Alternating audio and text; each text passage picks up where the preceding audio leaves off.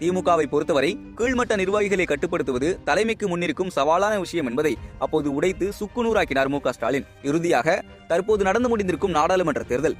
இப்போதும் கூட்டணி கட்சிகளுக்கு இடங்கள் ஒதுக்குவது என்பது கடந்த தேர்தலை விட திமுக தலைமைக்கு சவாலாக இருந்த ஒன்று.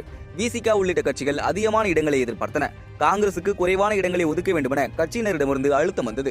தவிர கமல்ஹாசனும் புதிதாக கூட்டணிக்குள் வந்திருந்தார். சட்டமன்ற தேர்தலுக்கு கூட்டாளிகளாக இருந்த தமிழக வாழ்வுரிமை கட்சி, மனிதநேய மக்கள் கட்சி என சில கட்சிகள் எங்களுக்கும் சீட் வேண்டுமென அழுத்தம் கொடுத்தார்கள். கடந்த நாடாளுமன்ற தேர்தலில் ஒதுக்கிய அதே இடங்களை ஒதுக்கியதோடு கமல்ஹாசனுக்கு ராஜ்யசபாவில் இடமளித்து அனைத்து சவால்களையும் சாமர்த்தியமாக சமாளித்தார் மு க ஸ்டாலின். கட்சியினருக்குள் இருக்கும் அதிருப்தி, கூட்டணி கட்சிகளுக்கு இருக்கும் அள்ளுக்கட்டுகளை எல்லாம் தள்ளி வைத்துவிட்டு மொத்தமாக வெற்றி பெற வைக்க வேண்டும்.